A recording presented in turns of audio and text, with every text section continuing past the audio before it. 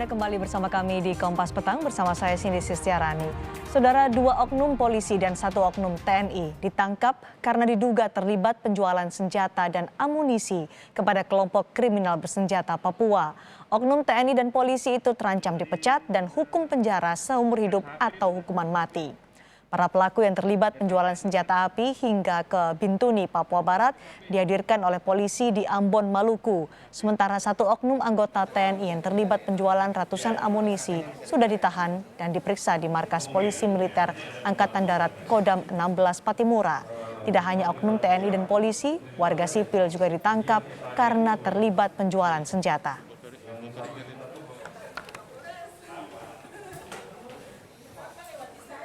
Mabes Polri menyatakan 2 oknum polisi yang ditangkap diduga berperan sebagai perantara penjualan senjata ke kelompok kriminal bersenjata. Keterlibatan oknum lain tengah diselidiki.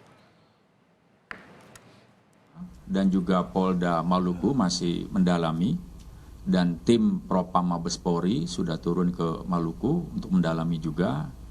Kita belum dapat kesimpulan sejauh mana dugaan-dugaan penjualan senjata dan amunisi tersebut kepada KKB itu masih dalam pendalaman Polda Papua, Polda Maluku dan juga Propam Mabes Polri. Dan saat ini kami sudah bersama dengan Kabid Humas Polda Maluku, Kombes Rum Ohoirat. Selamat sore, Pak Rum. Selamat sore, Mbak Sandi. Pak Rum, jadi bagaimana kronologi hingga terungkap ada oknum TNI dan juga oknum Polri yang terlibat dalam penjualan senjata api kepada kelompok kriminal bersenjata di Papua? Ya, Mbak Cindy, sebelumnya perlu kami jelaskan tentang kronologi pengungkapan kasus ini. Kasus ini berawal dari Polres Teluk Bintuni melakukan penangkapan terhadap salah satu warga kota Bintuni dengan inisial WT alias J.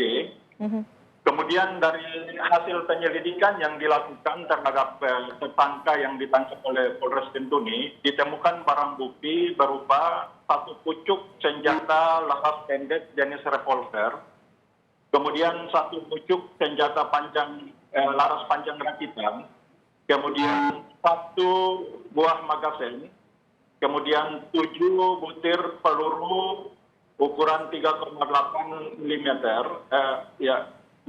kemudian 600 butir peluru ukuran 5,56 mm. Dari hasil penyelidikan yang dilakukan oleh Polres Teluk Bintuni, kemudian diketahui bahwa barang bukti yang ditemukan itu diperoleh tersangka dari Ambon. Kemudian hasil koordinasi antara Polda Papua dengan Polda Maluku, Kapolda Maluku, Irjen Pol Refdi Andri, kemudian memerintahkan Kapolres Ambon dan jajaran untuk melakukan penyelidikan terhadap kasus tersebut. Dari hasil penyelidikan, ditangkap 6 orang tersangka, 4 orang merupakan warga sipil, kemudian 2 orang merupakan anggota Polri, kemudian karena ada keterkaitan dengan anggota TNI, sehingga kita melakukan kerjasama dengan Pomdam 16 Patimura, dan dari hasil yang di penyelidikan yang dilakukan oleh Pomdam, salah satu anggota TNI juga sudah ditangkap dan saat ini sudah ditahan. Pak Rum, dari hasil penyelidikan sementara, dari mana anggota polisi ini mendapatkan senjata api? Karena ia perannya adalah sebagai perantara. Bagaimana ini bisa kemudian mendapatkan senjata api hingga akhirnya dijual kepada kelompok kriminal bersenjata? Untuk yang senjata api laras panjang, anggota Polri mendapatkan ketika kerusuhan tahun 99 di Ambon. Kemudian yang bersangkutan menjual langsung kepada tersangka yang ada di Bintuni. Sementara untuk yang laras pendek, ini merupakan juga senjata sisa kerusuhan yang terjadi di Maluku atau Kota Ambon. Ini sudah berpindah beberapa tangan, kemudian sampai ke anggota polisi, anggota kami, kemudian berpindah lagi beberapa dijual ke A, ke B, dan ke C, dan terakhir sampai dengan tersangka yang ditangkap di Polres Teluk Bintuni tersebut. Dari senjata bekas kerusuhan kemudian sudah berpindah tangan, sempat juga di polisi, artinya ketika senjata api itu sampai ke oknum polisi yang menjual kepada KKB, ada pihak-pihak lain yang terlibat dalam jual beli senjata api ini. Sejauh mana penyelidikan soal itu? Jadi pihak-pihak lain diantaranya ada 4 warga sipil. Kemudian dari 4 warga sipil ini sudah kami lakukan penangkapan terhadap mereka dan sementara kami melakukan penyelidikan lebih lanjut untuk mengetahui keterlibatan daripada oknum ataukah anggota masyarakat lainnya. Oke. Sementara barang bukti 600 butir peluru kaliber 5,56 mm ini diperoleh tersangka yang di Polres Bentuni dari salah satu oknum anggota TNI yang saat ini sudah ditangkap dan sementara Pomdam juga melakukan pengembangan terhadap kasus tersebut apakah melibatkan orang lain atau unsur lain di dalam kasus tersebut dan semuanya akan kita ungkap ke publik secara terang benderang. Apakah ada kemungkinan Pak Rum oknum anggota polisi lain yang terlibat atau terlibat juga dalam jual beli senjata api ini? Untuk sementara kami masih mendapatkan bukti terkait dengan 2 orang ini. Namun yang jelasnya dari perintah dari Bapak Kapolri maupun Pak Kapolda Maluku, siapapun yang terlibat dalam kasus ini, baik itu anggota Polri maupun anggota masyarakat, akan diungkap secara terang benderang tanpa perlu untuk kita menyembunyikan atau kita melindungi siapapun dia. Karena banyak pihak menyebut kasus ini bisa saja menjadi merupakan jaringan atau melibatkan jaringan. Apakah penyelidikan sudah sampai ke sana untuk menguak siapa saja pihak-pihak terlibat dan kemungkinan ada jaringan dalam jual beli senjata api ini?